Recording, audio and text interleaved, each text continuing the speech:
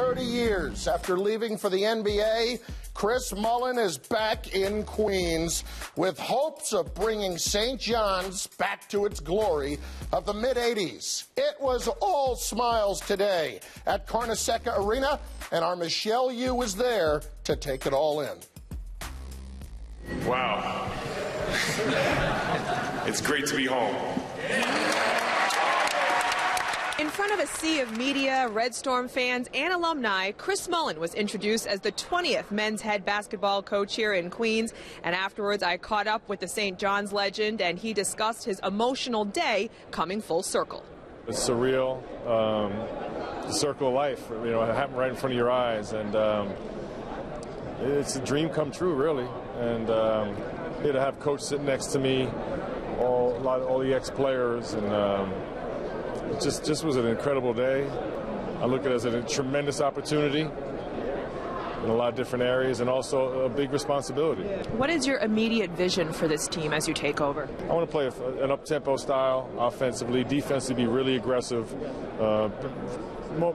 mostly man-to-man. But I think in the college game, there's a lot of things you can do to wrinkle the game up with zones and full court presses and things like that. So it'll be very creative.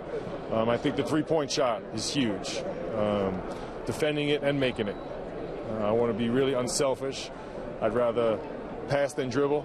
And a lot of ball movement, a lot of body movement, and very unselfish. Life has a lot of challenges. Is there any slight apprehension taking this job because you haven't been head coach before?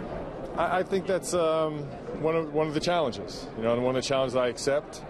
I feel like I prepared my whole life in different ways for this job, but that's a challenge I'm willing to meet.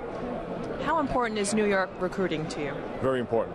I think it's so important that we keep our players here.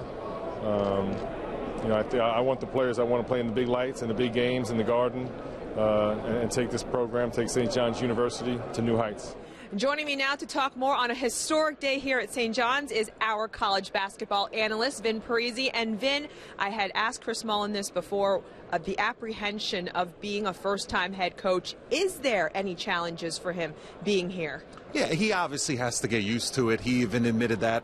But when you look at his experience, 5 or 6 Hall of Famers he's played for. If you look at college, NBA, the Dream Team, the Olympics, he's been around some of the game's greatest minds. I think now it's about recruiting, getting his staff in place. Chris Mullin knows basketball as well as anybody.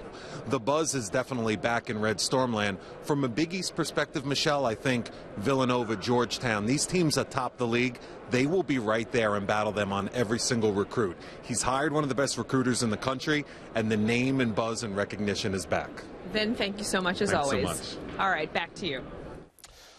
Well, Michelle, the legendary Lou Carnesecca retired his sweater 23 years ago, and since, the Red Storm have made just 7 appearances in the NCAA tournament.